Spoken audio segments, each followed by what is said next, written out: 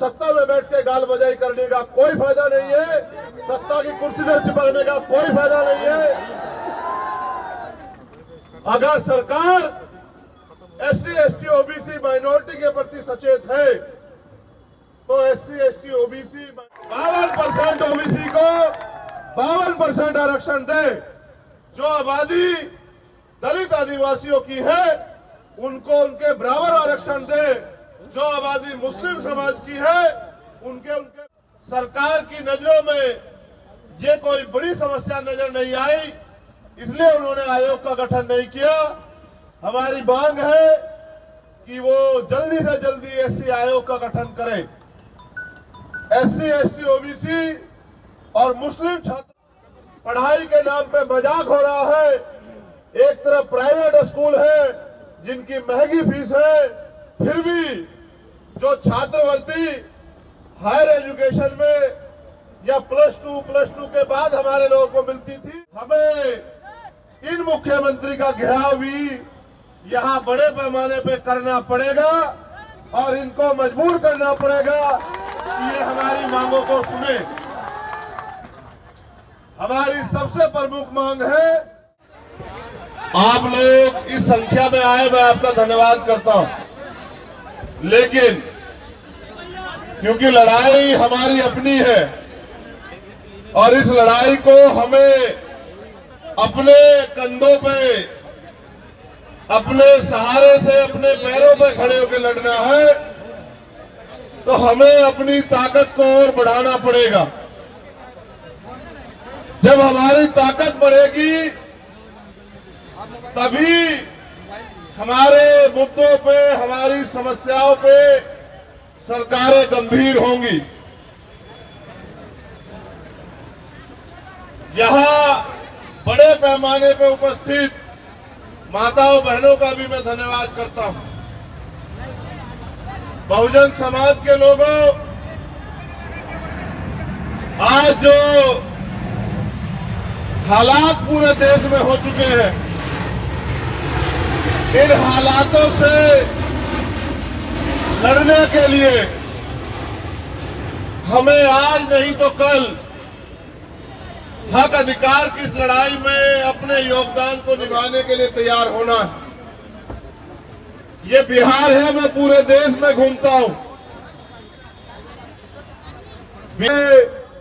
लोगों की बुनियादी समस्याओं को न समझ पाई है, न ही उनको बदलने का प्रयास कर पाई।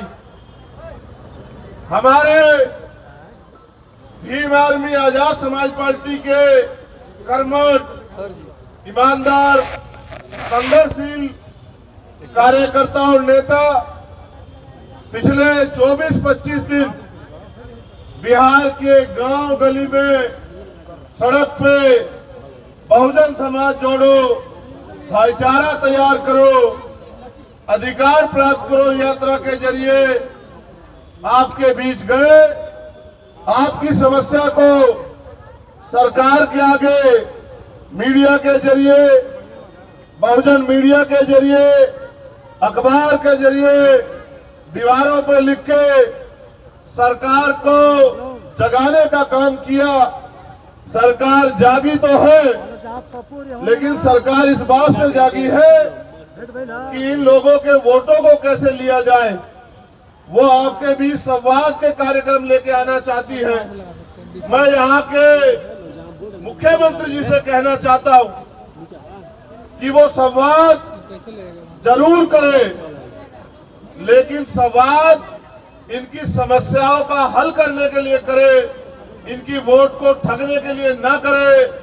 जब से देश आजाद हुआ है, वोट का अधिकार आया है, हमारे लोगों ने अपनी वोट को सभी लोगों पे भरोसा करके देने का काम किया।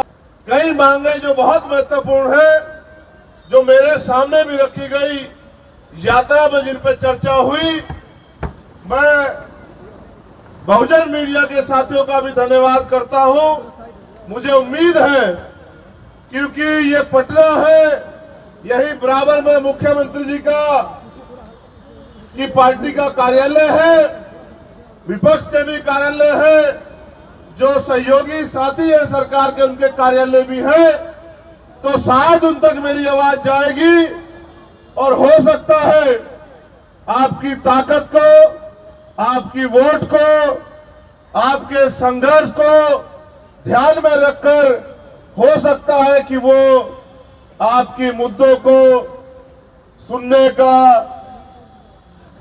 उनको निवारण करने का वोट के कारण ही चाहे काम करे। इसलिए उनके करीब ये सभा रखने का काम हमारे साथियों ने किया।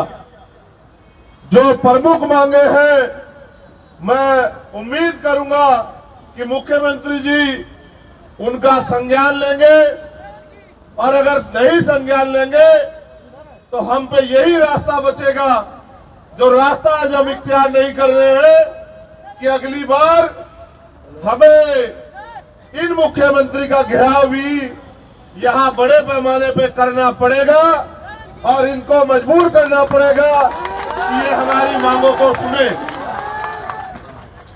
हमारी सबसे प्रमुख मांग है, 22,000 से ज्यादा मामले एससी के यहां लंबित है। एससी आयोग का गठन यहां हो जाना चाहिए था। सरकार की नजरों में ये कोई बड़ी समस्या नजर नहीं आई, इसलिए उन्होंने आयोग का गठन नहीं किया। हमारी मांग है कि वो जल्दी से जल्दी एससी आयोग का गठन करें। एससी, एसटी, ओबीसी और मुस्लिम छात्रों को जो छात्रवृत्ति मिलती है, जिनमें हमारे महापुरुष, चाहे संत गाडगे जी महाराज हो, चाहे बाबा साहब अम्बेडकर हो, उन्होंने ये कहा है कि शिक्षा शेरनी का वो दूध है जो पिएगा वो दहाड़ेगा।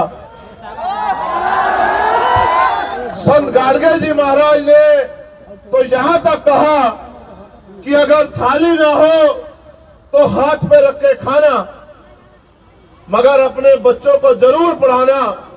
एक तरफ सरकारी स्कूल है जहां पढ़ाई के नाम पे मजाक हो रहा है, एक तरफ प्राइवेट स्कूल है जिनकी महंगी फीस है, फिर भी जो छात्रवृत्ति हायर एजुकेशन में या प्लस टू के बाद हमारे लोगों को मिलती थी, या इससे निचले की क्लास में मिलती थी, जिसका 60% पैसा केंद्र सरकार देती है और 40% पैसा राज्य सरकार देती है, उस छात्रवृत्ति को इनकी लापरवाही के कारण छात्रों को नहीं दिया जा रहा है।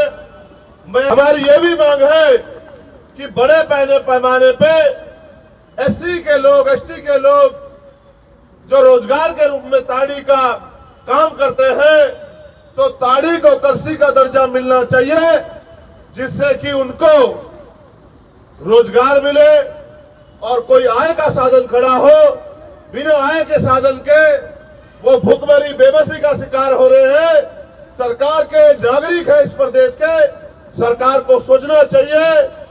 अगर हमें अवसर मिलेगा तो हम ताड़ी को कृषि का दर्जा दिलाने का काम करेंगे, लेकिन इस सरकार से भी मेरा अनुरोध है कि वो ताड़ी को कृषि का दर्जा दिलाने का काम करे।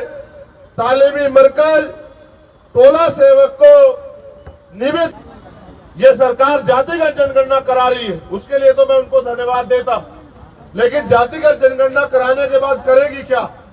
तो मैं ये सरकार को रास्ता दिखा रहा हूं कि जातिगत जनगणना करा के, क्योंकि अब 2022 के आदेश के बाद सुप्रीम कोर्ट के 50% की सीमा खत्म हो गई है, तो सरकार बिहार में सबसे पहले 100% रिजर्वेशन लागू करे। जिसकी इतनी संख्या बारी, उसकी इतनी हिस्सेदारी बावरना चाहती है। तो वंचित वर्ग के लोगों को कृषि करने के लिए, घर बनाने के लिए, क्योंकि आपकी कई योजनाएं गरीबों का घर छीन रही है। जो 30 साल से लोग बसे हुए हैं, बक्सर में उन्होंने मुझे आके बताया कि सरकार योजना चला रही है, बहुत अच्छी बात है, लेकिन अपने लोगों के घर उजाड़ के तालाब बना के कौन सी योजना आप चलाने का काम कर रहे हैं। इसलिए अगर सरकार करना चाहती है, आज आपके पास मौका है। उस जमीन को, क्योंकि हमने उत्तर प्रदेश में देखा है, मान्यवर काशीराम साहब कहते थे कि जो जमीन सरकारी है वो हमारी है, तो उस जमीन को गरीबों में बांटने का काम करे, जिससे ये गरीब खेती या अन्य कोई रोजगार करके अपने पैरों पे खड़े हो। आपके पास मैंने कई रास्ते आपको दिखाए। आप देश की सत्ता में भी जाने की बात करते हैं, ऐसी चर्चाएं भी हैं, लेकिन जब आप मुख्यमंत्री बनके अपने प्रदेश में काम नहीं कर सकते तो देश की सत्ता पे आपको कौन बिठाएगा।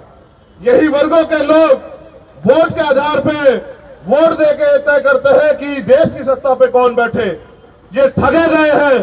लेकिन अब भीम आर्मी आजाद समाज पार्टी के जरिए हमारे नेता कार्यकर्ता गांव गांव जाके हमारी मां बहनों को, बुजुर्गों को, नौजवानों को समझाने का काम कर रहे हैं।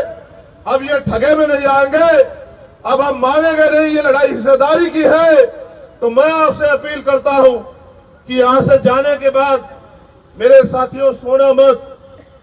हमारे नेता भाई जौहर आजाद जी, अनिल प्रधान जी, रवि कुशवाहा जी, अमर ज्योति जी, अबूजर खान जी और तमाम नेता, निशान जी, वो सब लोग, अमित पासवान जी बहुत मेहनत करते हैं, आपके बीच में रहते हैं, हर अन्याय का सामना आंख से आंख मिला के करते हैं, आपकी आवाज को उठाते हैं। उनके हाथों को मजबूत करने का काम करना, उनकी ताकत बनने का काम करना, उनको आगे बढ़ने के लिए उनके साथ खड़े रहना, तो आपके अधिकारों पे कोई डाका बिहार में नहीं डाल पाएगा, ऐसा मेरा मानना है।